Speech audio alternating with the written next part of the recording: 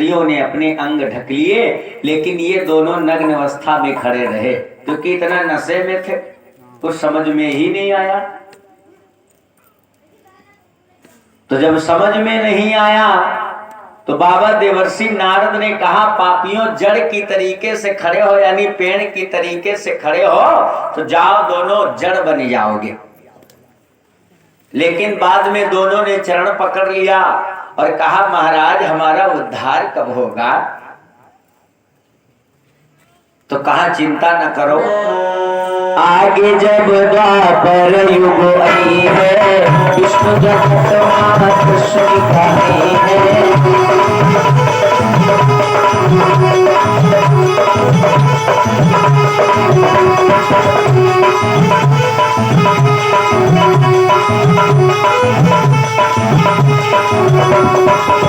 आगे जब द्वापर युग आई है, विष्णु जगत मां कृष्ण की कहानी है।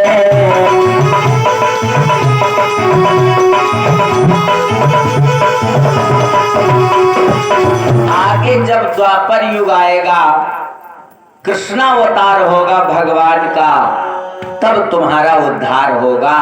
तो आज भगवान ने विचार किया कि नारद बाबा की जो बात थी उसको सत्य कर दें, क्योंकि संत का आशीर्वाद था, इसलिए भगवान को पूरा करना पड़ा और भगवान ने उन दोनों का उद्धार कर दिया। दोनों भगवान की प्रार्थना करते हैं, नमः परम कल्याणम, नमः परम मंगलम।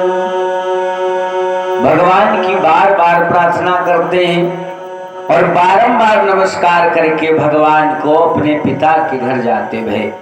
बोलिए सच्चिदानंद भगवान की।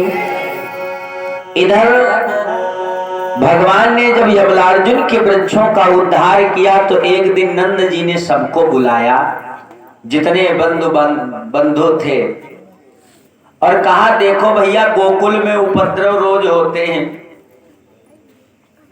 इसलिए चलो अब हम लोग वृंदावन में रहेंगे जाकर के, यहां नहीं रहेंगे।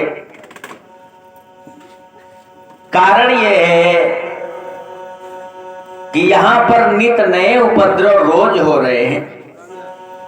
वृंदावन मतलब तुलसी का वन था, और जब भगवान कन्हैया को लेकर के नंद जी पहुंचे हैं तो क्या हो गया, वृंदावन धाम अपार हो गया है। कैसा हो गया? अपार। भगवान के चले जाने से वृंदावन धाम हो गया। 11 मुद्राएं हैं। अच्छा, भगवान भक्ति प्रदान करें, प्रभु सदा सुखी रखें। भगवान श्री कृष्णचंद्र जी महाराज वृंदावन में रह रहे हैं।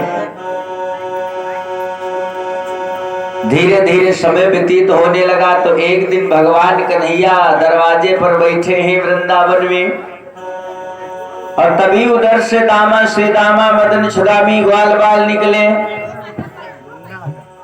और बोले, ए कन्हैया काहे बैठे हो? भगवान बोले, मैया हमें सुमाखन दिया करके इसलिए बैठा हूं। माखन खाना है तो हमारे साथ में चलो। कहाँ चलें? अरे कहा, एक सखी गई है पानी भरने, उसी के घर चलेंगे। ले करके भगवान कन्हैया को, अरे प्रसादी गुंडा, बहुत जल्दी गुंडे दिखावे लगे थे। 11 मुद्राएं हैं, भगवान भक्ति प्रदान करें। ना ही भैया बैठो, जब मन हो तब देहो। बोलिए सच्चिदानंद भगवान की। तो भगवान ग्वाल वालों को लेकर के गोपी के घर में पहुंचे तो कहा, देखा है कि माखन ऊपर टंगा है। क्या कहते हैं उसको? हाँ, शिकहर। बोलते रहो। तो शिकहर में माखन टंगा है, यानी ऊपर है।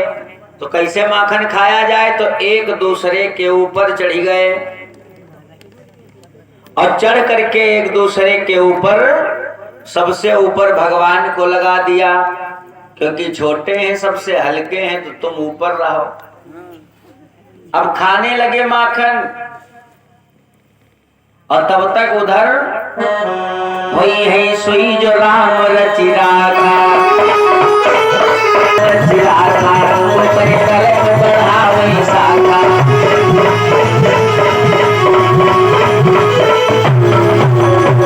वही होता है जो भगवान ने लिख रखा है। उस गोपी के सिर में दर्द होने लगा तो बेचारी लौटी आई, और जब लौट के आई, दरवाजा खुले थे, नीचे लगे थे श्री दामा, जो एक पैर से कमजोर भी थे, लाठी के सहारे चलने वाले बेचारे। अब नीचे लगे थे, उम्र में बड़े थे सबसे, तो नीचे